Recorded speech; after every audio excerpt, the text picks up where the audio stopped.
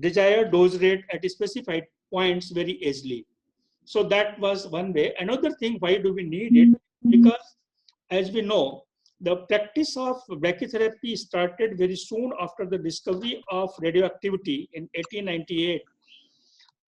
And by this radium, actually, not discovery of radioactivity, it was actually extraction of radium from pitch blende by Madame Curie in 1898. And very soon, actually, it got therapeutic applications. So what was the problem? Actually, there was no uniform system. People were doing this practice as per their own experience or their institutional experience. So you just apply these many milligram or grams of radioactive material, you will be achieving such and such outcome. Or means it may be that you are getting a cure, or the doses will not exceed the tolerance limit of the organs at risk. So to have a uniformity in the practice, we need a system so that whatever dose prescription I am doing at Allahabad, same you are doing able to do at Delhi or Kanpur or anywhere else. Okay, so we need a system so that we can have uniformity. Another thing, what we can have uniformity and then means implement that same thing. If any new institution is willing to start the practice, they also have a guideline how to go ahead. They don't have any experience, but they have a guideline because we have a system in place. So actually these systems came from three basic schools of radiotherapy, that is Paris, Stockholm and Manchester. So these were the leading institutions who started practice. So the first Paris system actually what they did, they had two cork ellipsoids connected to a spring and a nylon tube they used for intrauterine tube. So depending on the activity, actually they were placing some 33.3 milligram radium in the uterine tandems and vaginal applicators 13.3 milligram radium. And these vaginal applicators, actually, they after application, they were packing with the gauze piece to stabilize this applicator. And they were treating this thing with a continuous irradiation of 120 hours, which was equivalent to 7,200 to 8,000 milligram hours. Okay, depending on the size of the vaginal space and the uterine length, actually dose rate was varying. So if you correlate with the 2 days 0.8 dose, it was somewhere between 7,200 to 8,000 milligram hours. We should remember that there was no fixed geometry and there was no relation between the vaginal ovoid sources and the intrauterine tube, as they were independently placed.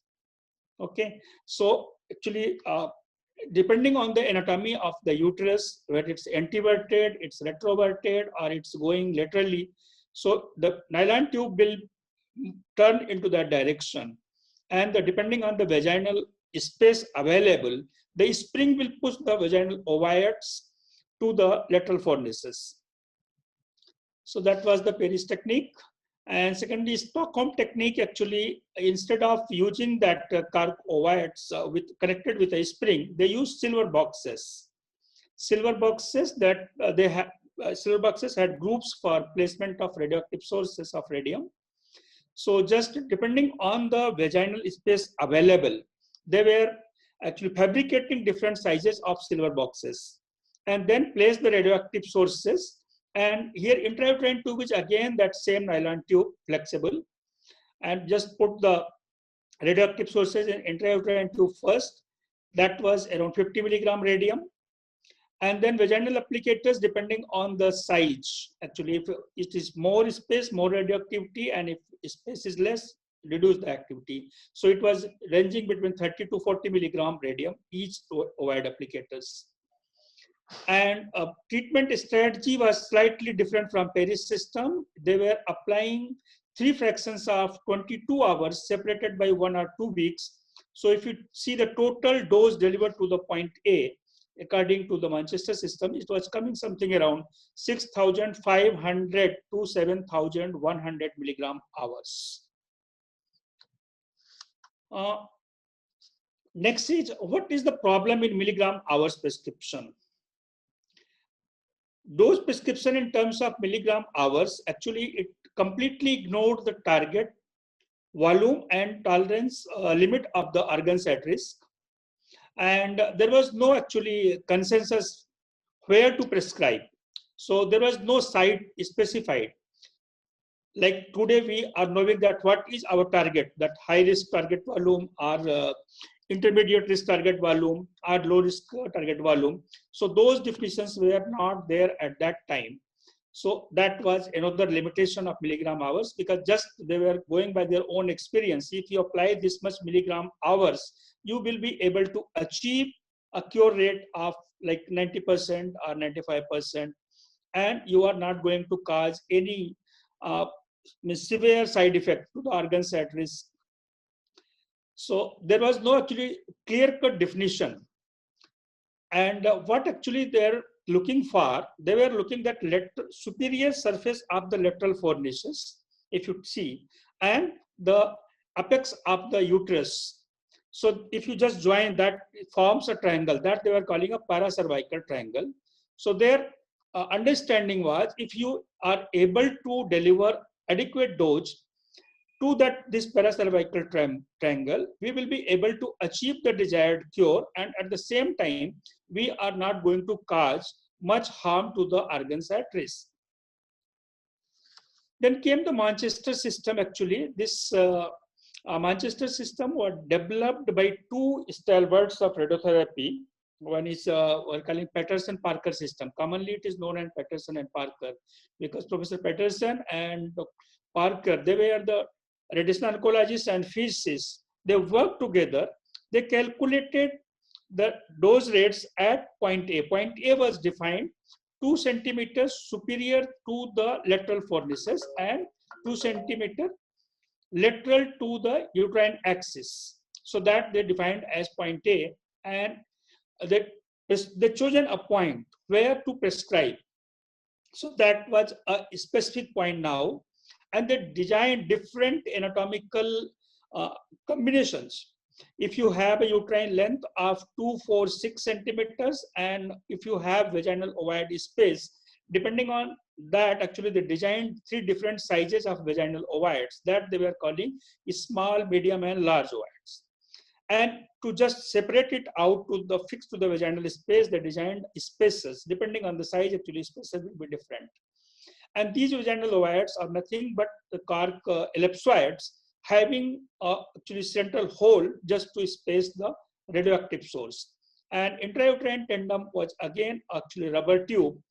And depending on the intrauterine length available, it will be of different sizes. So they designed the system for 3 different lengths, 2 centimeter, 4 centimeter, and 6 centimeters, and 3 different vaginal ovoid sizes. That was small, medium, and large. So depending on the intrauterine length, if it is 6 centimeter, you apply the 15, 10, 10, because each radioactive source was of 2 centimeter length. So 3 sources of 2 centimeter having radioactivity of 15 milligram, 10 milligram, and 10 milligram. If it is 4 centimeter, then 15 and 10 milligram. And if it is 2 centimeter only, then apply 2 milligram radium in the intrauterine tube. And vaginal applicators, depending on whether it's small, medium, or large, you apply 17.5 milligram radium in each ovoid for small, 20 milligram for medium, and 22.5 milligram for large ovoids. And the treatment protocol was 2 sessions of about 72 hours each, with an interval of 4 to 7 days. So it means total treatment was completing within a week. Initially, actually, it was started with a very low activity, and the treatment protocol was continuous irradiation of 1 week, 168 hours. Okay, but afterwards it was changed 2 sessions of about 72 hours each with a separation of 4 to 7 days, and total dose delivered was around 8,000 R. And afterwards it was thought, because there was no fixed geometry. This is all rubber tubes and cork ovoids and all these things. So, people decided to switch over to the fixed geometry applicators. And there was a lot of work done by Professor G.S. Fletcher. So we call all these applicators as Fletcher type of applicators actually. So what he did actually, he designed intrauterine tube of metallic intrauterine tube of different lengths and different angulations, and ovoids also of different sizes. Half ovoids, that is very small, and the small one is 2 centimeter diameter, and medium is 2.5 diameter, and large one is 3 centimeter diameter. What commonly actually we are using nowadays. And what he did actually, they connected the ovoid sources with the intrauterine tube by a connector. So now if you just fix all these things, then applicator is fixed actually. They cannot move with respect to each other. So that's why it is called fixed geometry applicator. And advantage is because if once you have implanted, it cannot move according to the patient's movement or patient's anatomy. So whatever geometry you have applied, it will remain same. So it became more consistent. The application became more consistent, and dosimetry was more reproducible because applicator geometry is not going to change during whole application duration. So that is the way actually it gave a better consistency. So nowadays actually whatever brachytherapy applicators we have, they are actually modification of the earlier systems of Manchester, Stockholm and Paris. So whatever applicators like Fletcher type of applicators or Fletcher-Sud-Delcos type of applicators we have, those are all modifications of Manchester system. Tandem and ring type of applicators are actually just a modification of Stockholm system. And mold technique actually, which is being used only in Paris, Institute Gustave Roussy. So that is the actually mold technique. So that is again an individualized treatment technique. And now we have interstitial implant techniques using MUPIT and RSI Neblet type of perennial implant templates. So these are the few applicators actually which we are using nowadays. So standard applicator, what we are actually seeing here. So this you can see actually it's ellipsoid shape ovoids and having different sizes, and this is intrauterine tube having different angulations. So this is actually nothing but just a Fletcher type applicator, and this is actually a FSD applicator, what we are calling. They incorporated seals for blood to reduce the bladder dose and rectal dose. So just a hemispherical disc on the top and bottom actually, just to reduce the dose to the bladder and rectum. And here instead of ellipsoid, they have made it cylindrical. So that is a modification of Fletcher type applicator, which we are calling now Fletcher-Sud-Delcos applicator. So this is marketed by Nucleotron. Now actually it has become Electa. And now because earlier there was no use of 3D imaging in brachytherapy, but now interest is increasing day by day. So to facilitate 3D image-based brachytherapy applications, CT and MR compatible applicators has been designed. So this is one example of carbon fiber applicator marketed by Electa, where this whole applicator is made of carbon fiber. So you can take it to CT or MRI depending on the facility available. And this is one special type of applicator. This is Henske type applicator. You might have heard about point M for brachytherapy. Actually, it came from Madison system of a brachytherapy applicator. This is actually designed for special regions to reduce the dose to the Babel loop and sigmoid colon. They used to pull down the cervix to reduce the doses to that, and they reduce to give the adequate dose to the target at the same time. So this I will come back. So this is a titanium ring applicator. This is marketed by Varian, and this is Vienna style ring applicator. Actually, this ring is having holes to place the needles. Even there is a parametrial extension which you are not able to cover with the point A based prescription. Just you place few needles along the actually lateral wall of the ring, so that you can cover you can have a better coverage of the parametrial involvement. So that is one. This is actually Vienna 1 type ring applicator. There is Vienna 2 also, where they have actually arrangement to place the oblique needles also to have a better throw laterally. Okay, so that you can push the needle obliquely, so that you can have a better throw at the parametrial side. So that is when a two type of ring applicator.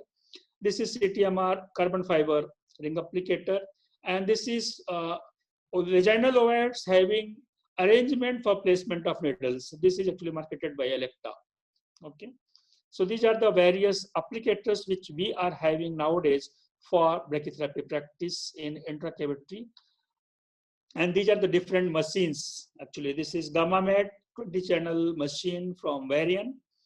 And this is microselectron HDR, which has been a workhorse in most of the radiotherapy departments throughout the globe. And nowadays, actually, it is now getting replaced slowly. PDR, actually, it was not very common in India. Only few centers acquired this microselectron PDR. Actually, it was nothing but a modified version of microselectron HDR, where you can deliver means multiple fractions of high dose rate, multiple fractions at certain defined intervals. So patient, just because radiobiologically, high dose rate brachytherapy, radiobiology was not established. So people had apprehension that if you are giving a high dose rate application, then we might end up with severe side effects, severe complications, which may not be manageable. So that's why PDR was designed, where you can have advantage of high dose rate for the delivery. At the same time, you are able, radiobiologically, you are looking for that effects will be equivalent to LDR. So that was the reason actually this PDR was designed. But now people had got confidence with HDR, so slowly it's getting obsolete. This is another actually machine, Saginova HDR. Actually, this has been designed which can house actually cobalt as well as iridium-192 source. So it's 20-channel machine, and now actually people are showing interest in cobalt-based high-dose rate brachytherapy, just because iridium-192 shorter half-life requires multiple source replacements, which may be avoided if you are using cobalt-60. Okay, and this is the Flexitron HDR actually. Now Electa is replacing all microselectron HDR machines with this new machine, Flexitron HDR. This is actually, as the name itself shows, Flexitron. Actually, we have having a flexibility of choosing either iridium-190 source or cobalt-60 source. It can house actually any of them. And this is another multi-source HDR, which is actually marketed by German firm BBIG. This is another actually Saginova and multi-source, both are from BBIG, so they can house. So in case of standard geometry, we have seen that point A is defined as 2 centimeters superior to the lateral fornices and 2 centimeters lateral from the uterine axis. But practically, we don't actually get that opportunity in practice, because patient's anatomy is not geometrical. It's always actually something modified. So if we place the applicator and after that we are doing the radiograph or we are doing 3D imaging, and then we came to know that it is not actually along the midline of the patient's anatomy, but it has gone somewhere else. So in those situations, how to define point A? So point A's definition is 2 centimeters superior to the lateral fornices, superior surface of the lateral fornices, and 2 centimeters lateral to the uterine axis. So once this applicator geometry has changed, uterine axis is not along the midline, but it has gone somewhere else. So you have to go 2 centimeters laterally from the uterine axis, not the midline of the patient's anatomy. So that we have to be sure that the point A is associated with the applicator geometry. It does not correlate with the patient's anatomy. So because of that reason, so now new point A definition will be defined like this. What about point B? Point B is actually an anatomical point. It is not related to the applicator geometry. So point B, we have to define along the patient's midline, 2 centimeters superior to the superior surface of the lateral fornices, and then 5 centimeters laterally. So that point B will remain there, but point A will change. So your prescription point will change according to the applicator geometry, but point B will remain at the same location. So this is actually what I was talking about, Heske type of applicator. Healthcare type of applicator, actually what they are doing, if you can see here, there is a forceps. What they used to do, they used to pull down the cervix itself. And then they are defining a new prescription point, which is known as point M. So how they are defining it? Just take the mid of the ovoid sources, middle point of the ovoid sources, and join these two midpoints, and where it intersects the uterine tandem, just go 2 centimeters superior and 2 centimeters lateral.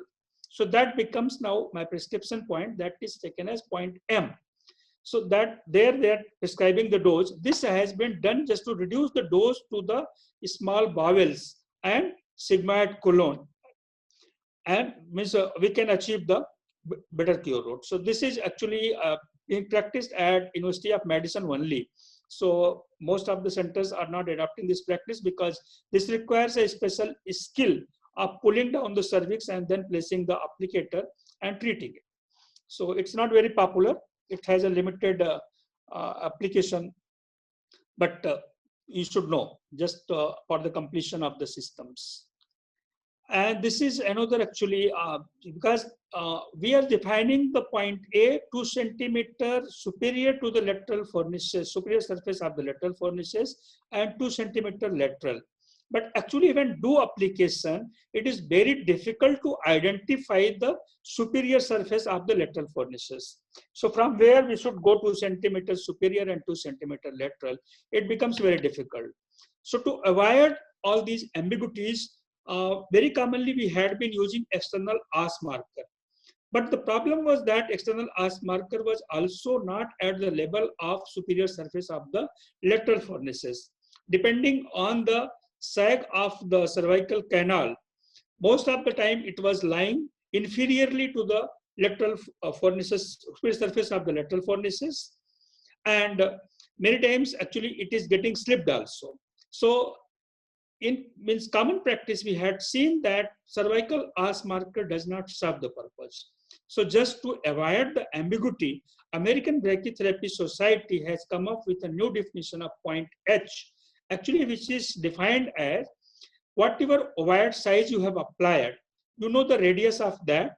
So just join the midpoints of the ovoid sources, and then where it intersects the uterine tandem, you go equal to the radius of the ovoid sources superior. So that gives you the superior surface of the lateral fornices. And from there, you go 2 centimeters superior and 2 centimeters lateral to define your point H. Okay, so this is the new definition given by point A, new definition of point A given in ICRU 89. Okay, so there should not be any confusion. We should not get confused. Actually, now point A defined by ICRU 89 and point H are same. There is no difference. It's exactly same point. When we are having ring applicator, how to define prescription point A? So you go 2 centimeters from the superior surface of the ring and 2 centimeters lateral. So that becomes your point A. And 3 centimeters lateral to that is your point B. So that is the normal definition. So only difference here, we don't have ovoids, we have ring. So just go 2 centimeters superior from the ring surface and then 2 centimeters lateral to define your point A. Most of the time we come across where we are not placing the ovoid surface, ovoid actually applicators. Instead of that, we are applying cylinders, vaginal cylinders, sometimes with the uterine tandem, sometimes without uterine tandems. So when we are actually applying vaginal cylinders without uterine tandem, so our prescription point should be 5 mm beyond the surface of the cylinder. 5 mm beyond the surface of the cylinder. In case we are applying uterine tandem along with the vaginal cylinder, then what we should do, we have to define point A for prescription to intrauterine tandem. So just define in the same manner, go 2 centimeters superior to the cylinder, vaginal cylinder, and 2 centimeters lateral, you get your point A, and depending on the diameter of the cylinder, so you go 5 mm beyond that. So that becomes your vaginal prescription points, and this should be defined. This is actually for a specific type of applicator which we are calling servo, where we are using actually 2.5 centimeter height cylinders to, depending on the vaginal length, actually we are adding 2.5 centimeter cylindrical applicators each. So you have to define prescription point with respect to each cylinder element. Okay, so if you are having like 3 here, so 3 prescription points will be there.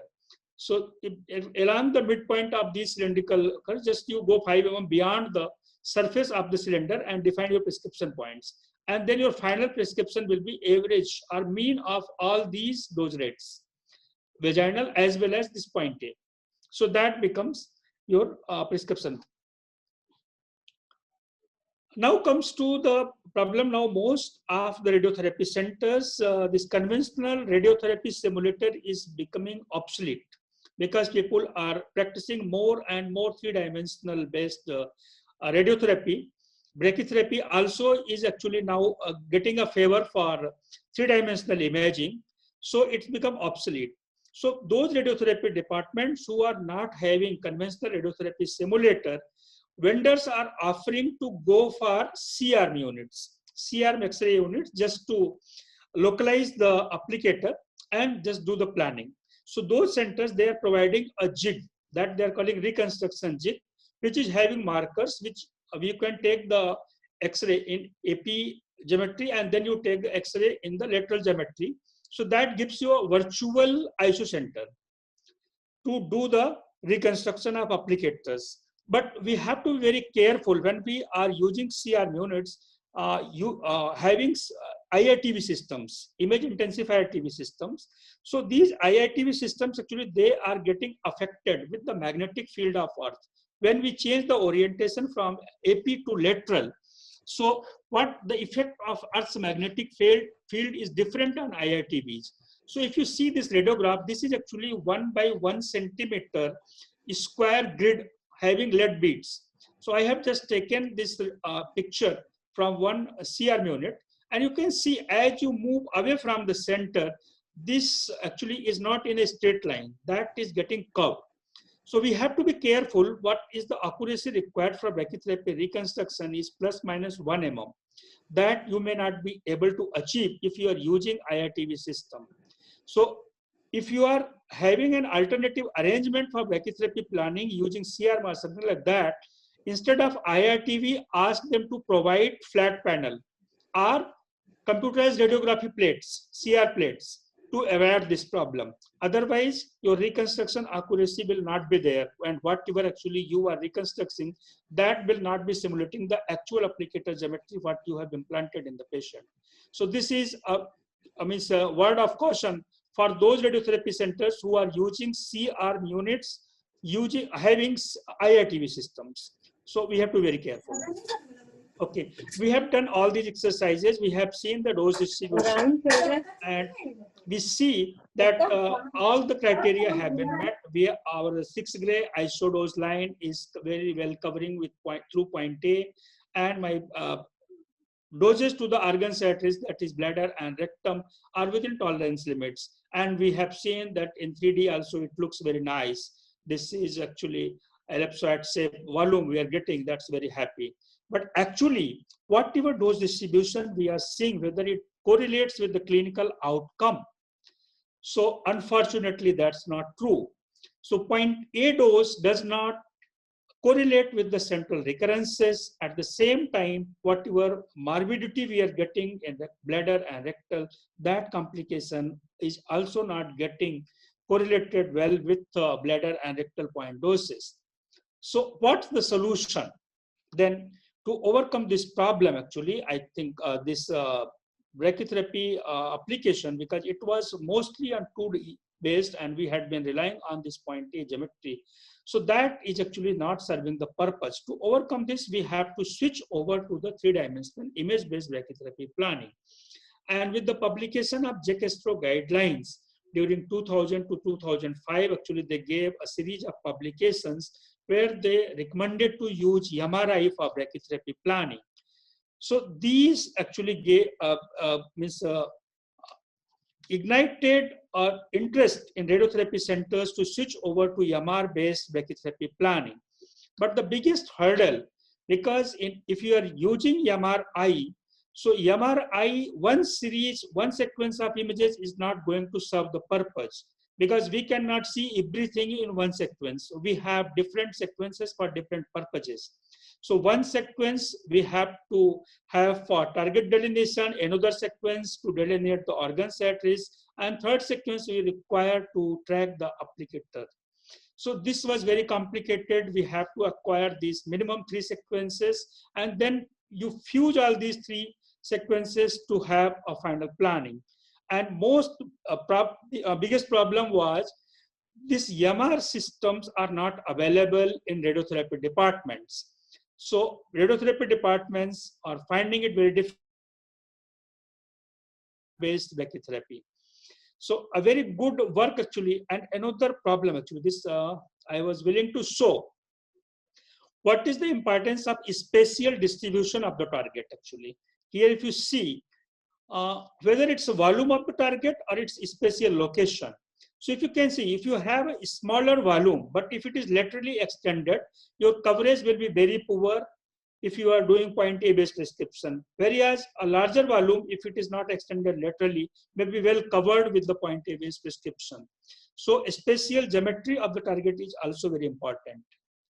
Okay, and this is actually a Vienna applicator, what actually people are now practicing. If you are having a lateral extension and you are not able to cover with point A based prescription, so if you are having a ring applicator or this Vienna type vaginal ovoids, so you can put some needles and you can just actually push away this isodose line, prescription isodose line, so that you can have better coverage of your target.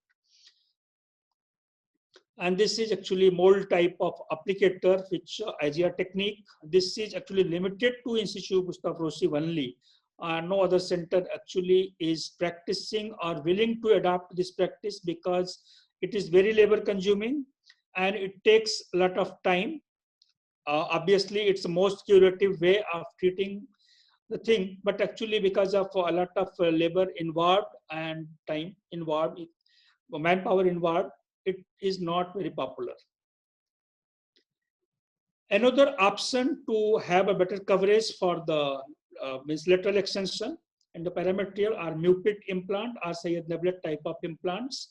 So here you can have just this example, a perineal template, Martinez type of universal perineal implant template. So here you can place the needles to have a better coverage. So here only problem actually, when you have implanted the needles, you cannot visualize the target. So pre-implant imaging becomes very important. So whatever actually target delineation you are going to do, that you have to correlate with the needle location actually, which needle location corresponds to extreme extent of the target. Depending on that, actually we are placing the needles also, and use those references for delineation of your target. So that will give you more confidence. Unfortunately, actually, we had been switched over from 2D to 3D image-based brachytherapy planning, but the dose calculation formalism, actually, this is still most of the treatment planning systems for brachytherapy are based on the AAPM TG43 report, actually, which is based on air karma dose calculations. So none of the treatment planning system popularly used in radiotherapy clinics are based on absorbed dose calculation. So I think in near future, those systems become available because of large time needed for calculations, and there are actually algorithm problems to overcome. It is taking some time, but I think in near future we will have treatment planning systems which will be based on directly absorbed dose algorithms, which will give more accurate dose calculations, including inhomogeneities and other things. Few treatment planning systems have launched a few actually patches of software which gives some inhomogeneity corrections and other things, but it's not very popular, and still it's in experimental phases only. So there was another, just I was talking about limitation of EMR imaging in brachytherapy planning. So to overcome that problem, actually, there was task force constituted by American Brachytherapy Society in the leadership of Madam, I'm forgetting her name actually. So they did actually a survey throughout the world, how the brachytherapy practice is being done. And based on that survey, they recommended the CT scanners most of the radiotherapy departments are having. So if we switch over to CT scan and we can use MRI images of pre-radiotherapy treatment or post-radiotherapy treatment, so those images can be used as a guideline to delineate the target, and CT scan images may be used directly for planning.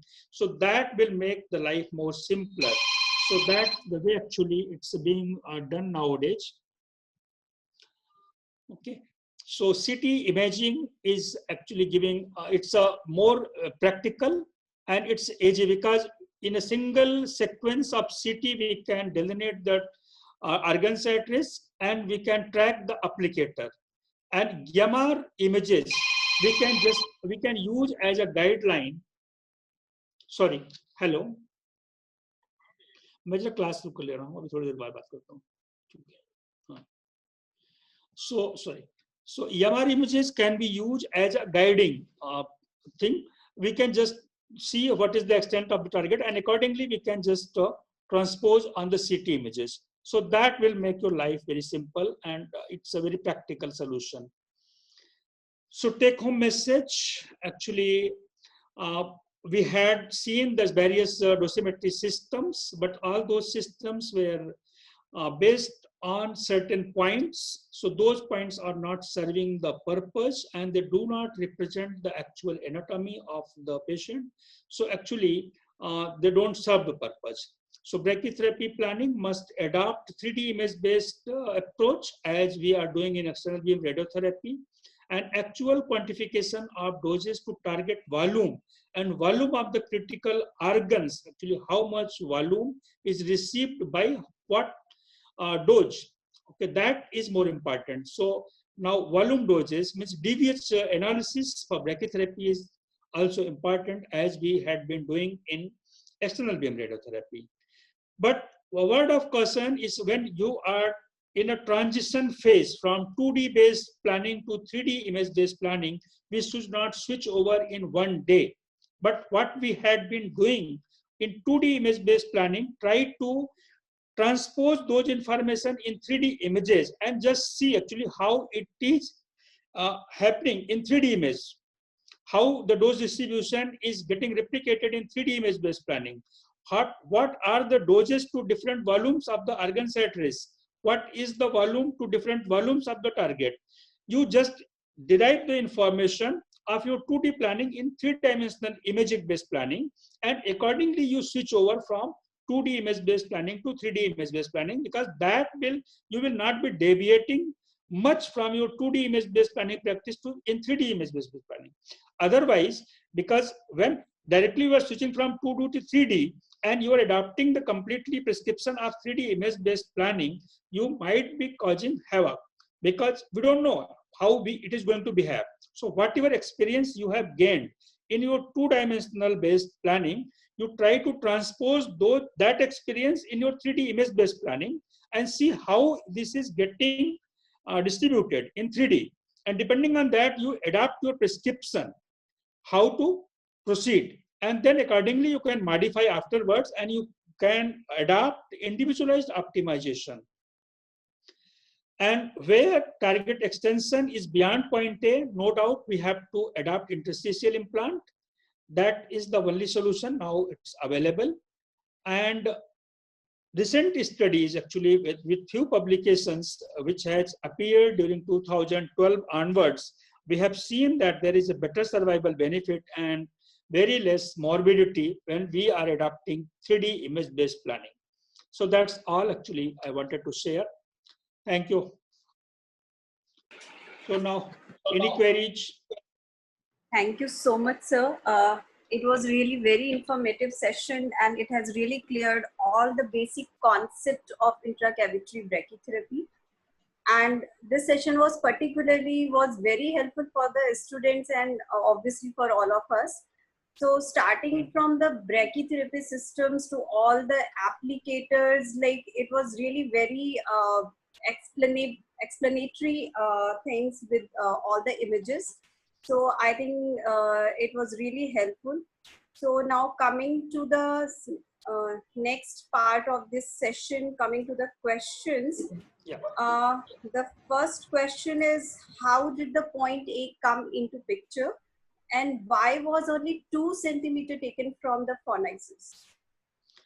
Okay. So initially, actually, it was thought because the tolerance limit, they were thinking about the cross-section point of ureter and uterine artery. And it was believed that it lies at point A.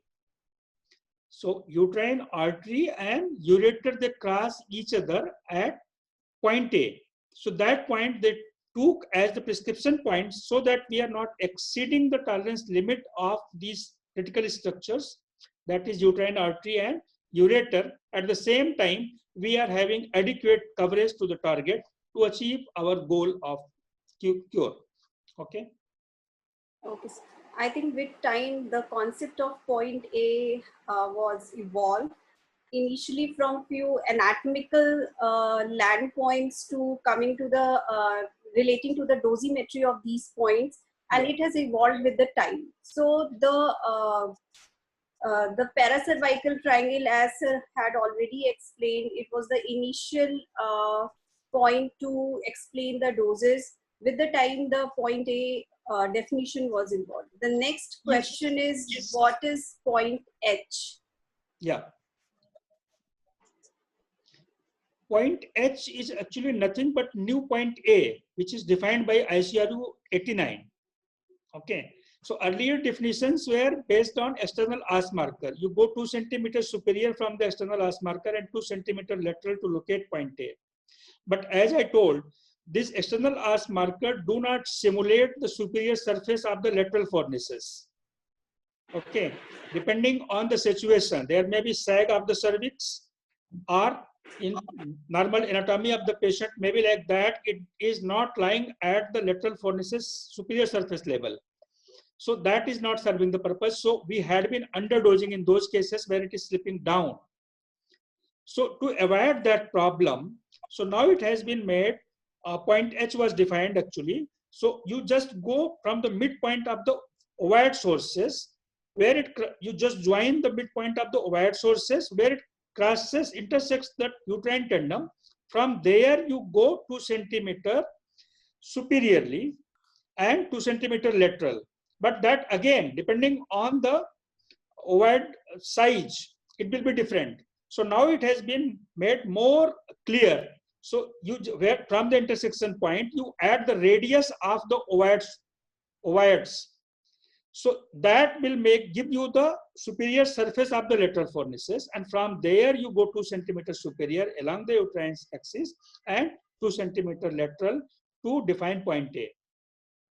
So that was actually desired since Manchester system came into existence. That was the intention, but how to simulate that thing on the radiograph, that was a problem, that was a challenge.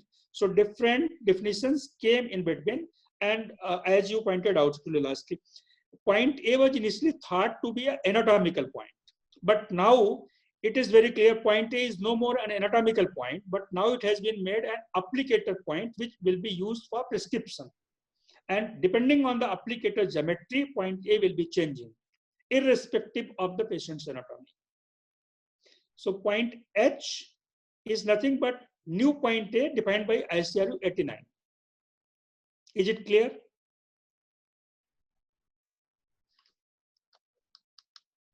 Yes, sir. Dr. Tripti, they said this is pretty clear, sir. One more question. There is one more question. That is, any other advantage other than half-life with cobalt 60 than iridium 192? Like there are various systems using cobalt 60 brachytherapy source, I think. So what is the advantage of that? Actually, when there is no head-to-head comparison of cobalt and iridium 192. Very few publications are there actually. I think one is from PGI Chandigarh. and Madam Firoza Patel has done, where she having actually earlier she was having Ralston unit, I think, which was using cobalt source, and afterwards they got microselectron SDR with iridium 192. They have published one comparison actually where they have not got any significant difference. Okay, and there are few other publications which are actually showing that clinically outcome of iridium 192 or cobalt 60 is almost same. But depending on the energy, cobalt 60 is having approximately 3 times higher energy than iridium 192. And we are always looking for lower energy sources for brachytherapy applications. In that respect, theoretically, we think that iridium 192 is better for brachytherapy applications as compared to cobalt 60. Another problem, because iridium 192's half-life is only 74 days, so it requires multiple source replacements. Maximum means you can have 6 months working life of iridium 192. So after that, you are bound to replace it. So at least means minimum 2 source replacements in a year you have to have. So cobalt 60, because its half-life is 5.27 years, once you have got it, at least you can use it for at least 2 half-lives, almost 10 years.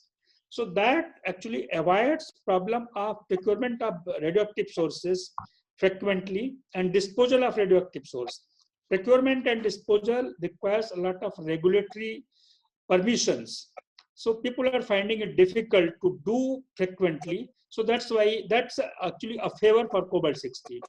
Otherwise, clinically, both are same. We have not seen much difference. Theoretically, we had been thinking that cobalt is slightly higher energy source, so it might be giving higher doses to organs at risk. So that is one problem. Another is cost of the installation.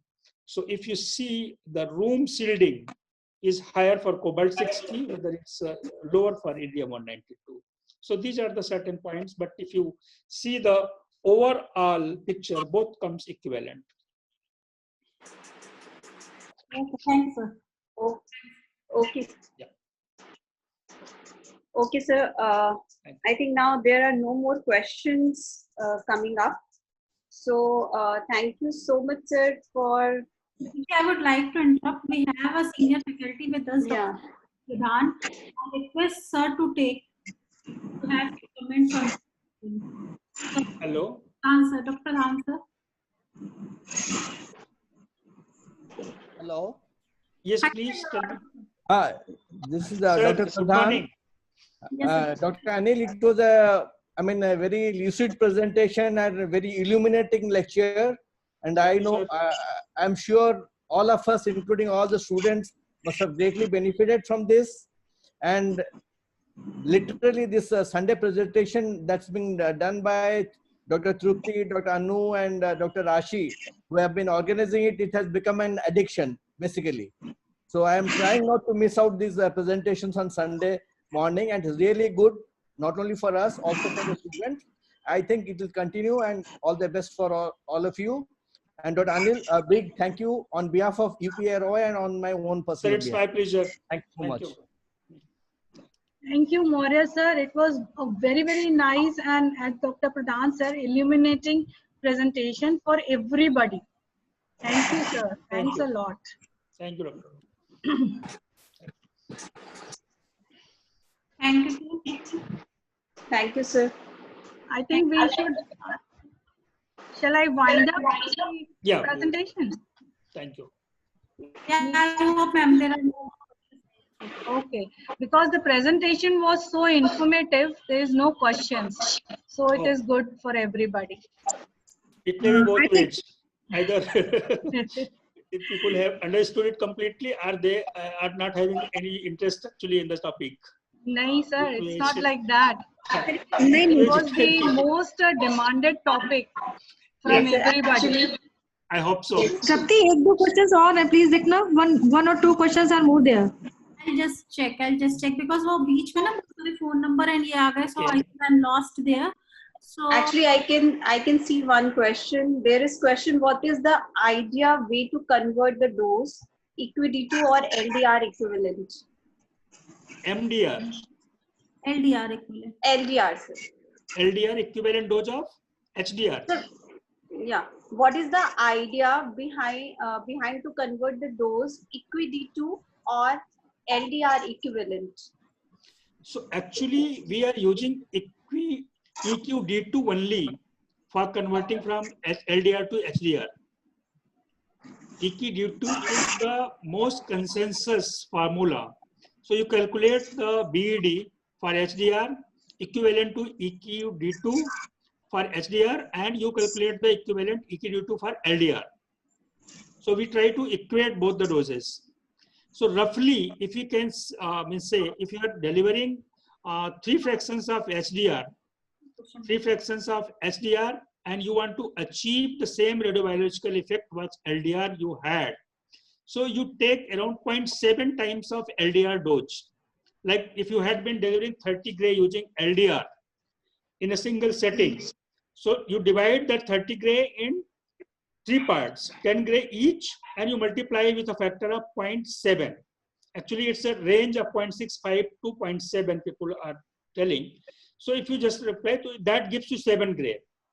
So 7 gray 3 fractions, that is the most common practice we had been doing actually in all radiotherapy departments. Yes, sir. So that's a rough estimate actually you can have anytime. Okay, sir. Now, next question is how to define point H in asymmetric ovoid application. Same way as we had been doing for point A. So you have, this is nothing but you have to keep in your mind that this is an applicator point. As applicator geometry changes, this point will change. So in case of non-standard geometry, when this has rotated, deviated from the midline, so you go along the uterine tandem only. Okay, Go 2 sir. centimeters superior and then 2 centimeters laterally to define your point. Okay. Same. Okay. Okay. Okay, sir. So, So next question is, please explain once again prescription point in tandem and cylindrical application. I'm not getting, sorry. So the next question is, please explain once again prescription point in tandem and cylindrical application. Okay. Okay. So this one. Okay. So if you are having tandem along with the vaginal cylinders, so from the top of the cylinder, you have a marker actually. As marker is also placed there. So from that as marker, superior surface of the as marker, you go 2 centimeters superior along the uterine tandem and 2 centimeters lateral to define your point A. So that is the prescription point for your tandem. And now this is not based on the single prescription point, because this prescription point will be far away from the vaginal cylinders. So what is the additional recommendation? You don't go for a single point, but you define additional prescription point for cylinders. So now most of the brachytherapy systems are coming with a single cylinder of 15 centimeter length. Okay, but this is a earlier applicator where we had 2.5 centimeter height obturators, actually multiple cylinders. Depending on the vaginal length, we used to keep on adding. So whatever is the vaginal length, accordingly we have to add the cylinders. So if you are having such type of cylinder, then what you have to do for each element of this cylinder, you define a prescription point along the midpoint of the cylinder. So go 5 mm beyond the cylinder surface for each element and put additional prescription points. And your final prescription will be based on mean of all these prescription points, including point A. When you are having a single cylinder of 15 centimeter length, so whatever length you want to treat, vaginal length, point A will remain same, but at every 2 centimeter distance along the vaginal cylinder, you define your prescription points. Okay, superiorly, mid, and inferior. These 3 minimum point you take, and then take the mean of all the 4 points and do your prescription. Our intention is not to treat the vaginal cylinder surface. Our intention is to treat the vaginal mucosa, which is believed to be within 5 mm beyond the surface. Okay, so if you are putting your prescription point beyond 5 mm from the vaginal cylinder, we are believing that we are able to treat the vaginal mucosa adequately. Okay, that's the idea. Okay, sir. Okay. Now the next question is, what is point P? Point P. P. Yes, sir. Point P for? Sir, the next question is, what is point P? No, where it has been actually defined, I don't know. Okay, okay, sir. It might be in some particular context where people have put point P. It has come from some individual's paper, I don't know. I have not come across. Okay, sir.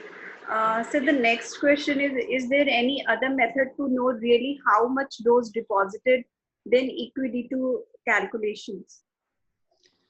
You can do individualized actually dose measurements by implanting MOSFETs, TLDs. Okay, so that is one way you can directly measure the doses, what actually is points of interest are getting. So that is one way, but actually it's a little bit cumbersome because you have to implant these sensors inside the target volume or wherever you want to measure the dose. So that is one way you can do practical measurements, or you can simulate the whole geometry outside. Okay, and you can put the whole thing in water and deliver the dose and measure actually how it is getting distributed in 3D. Okay, sir. Okay, so depending on your setup, actually what facilities you have got for dose measurement, whether it's a film dosimetry, whether you have got facilities for TLD or for MOSFET base, or for nowadays actually diamond detectors are available, semiconductor detectors. So those things can be used for measurement of dose if you are not having facilities for, you don't want to use EQD2 formulation or other things. So you can just directly measure the dose and then equate it. Okay, sir. So the But next actually that will give you the practical physical dose equivalence. Okay, right, but we have to be careful. The high dose rate physical dose biological effect will not be same as the physical dose effect of LDR of the same dose. So we are looking for biologically effective dose. So that's why we are equating it to EQD2, because 2 Gray per fraction dose had been the convention in radiotherapy since 1950s. Okay, so we have almost more than 60-70 years experience with 2 Gray per fraction dose, actually how it behaves. That's why we are equating it to EQD2. Okay, sir. So the next question is regarding the radiobiology of PDR. So can you please tell us regarding radiobiology of PDR? PDR, actually, as I pointed out, PDR was designed because people had apprehension in using HDR. It thought that we had been treating this intracavitary disease with LDR since last so many decades, and we are happy whatever clinical outcome we are getting. And switching over to HDR, maybe there may be severe morbidities which may not be manageable. So instead of switching over to HDR, people thought if we use a MDR, medium dose rate, and we deliver the total dose in multiple fractions, so we might be radiobiologically equivalent to LDR. So most of the radiotherapy centers, actually it was very popular in Europe. Nowadays, actually it's getting obsolete, but it was very popular. What they did actually, they were delivering 1.5 to 2 Gray, or even sometimes lower, 1 to 2 Gray you can say, every 1 or 1.5 hours. So once you have planned, the plan will remain there. You have transferred it to the delivery machine, it will remain there, and you have programmed it. Now, patient will be lying there as we are delivering in case of LDR. It will be connected to the machine. So every specified interval of 1 hour and 1.5 hours, machine will switch on for 10 minutes. It will deliver the treatment and then it will go back. Okay. So patient will be there for almost 24 hours. and it will be getting delivered in multiple fractions. So Okay. that they were thinking that it is radiobiologically equivalent to LDR. But Yes. problem is that we don't have any experience with medium dose rate, because medium dose rate was used only for treating like esophageal mucosa or sometimes rectal mucosa, anorectal, to treat anorectal disease. So that experience was very limited. So slowly, when SDR clinical outcome we got, and we saw that radiobiologically it is better than LDR, we are able to achieve with the better optimization of the radiation doses, we are able to achieve better control of disease and lower morbidity. Then people gain confidence, and now they are no more thinking about PDR. Okay, sir. Okay. Thank you so much, sir, for clearing all the doubts. And it was really very informative and very nice presentation for all of us, and especially for the students.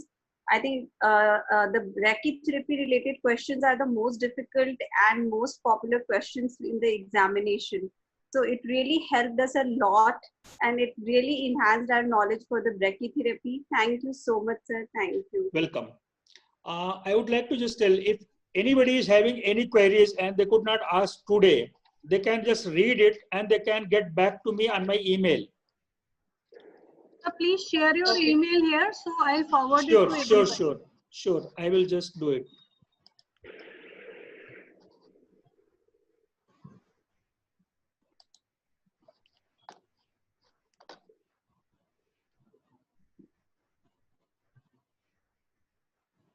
Sorry.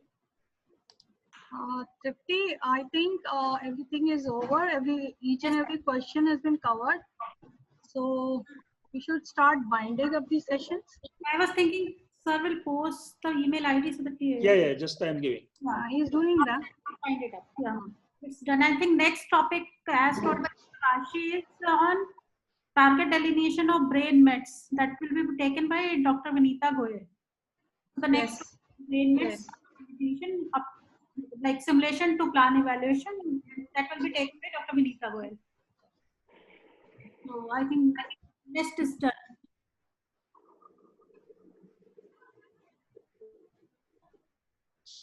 Okay. Suresh shared his mail ID. It is Maurya, MAURYA dot Anil Kumar, ANILKUMAR 38 @gmail.com. Yeah. So everybody can have note down this email ID, because they may not be having the like chat box later. They can share their questions with us, or if in case of any doubt, they can anytime contact us to clear their doubts. Thank you, sir. Thanks a lot for the collaborative presentation. Welcome. So I will be happy to answer any queries regarding this. But I hope like any topic in radiotherapy, physics. Okay. Yeah, there are a lot of questions in the mind when we do these things practically, Yes. and then we face some challenges. Yes. Afterwards, when we will read actually the chapters, then they will come to know actually what I should ask. Definitely. Okay. So actually, I'm saying. Okay. Okay, so thank you. So thanks for such an elaborate presentation. I think we are done with the today's session, and now we will pick it up, and we will again meet on next Sunday 10 a.m. the routine time. The next. So, thank you, sir, and Yeah. thank you everybody for participating in this in these sessions on Sunday morning. And I thank UPRI, Dr. Anu Tiwari, Dr. Rashi Agarwal, and everybody to create this platform that is, I think, useful for everybody, and not only the students and we faculty also. Like, we have forgotten these things in a long back time, but it again refreshes our memories, and Sir, good morning. Very good for everybody. Thank you, ma'am. Thank you. Okay, so we'll meet again next Sunday 10 a.m.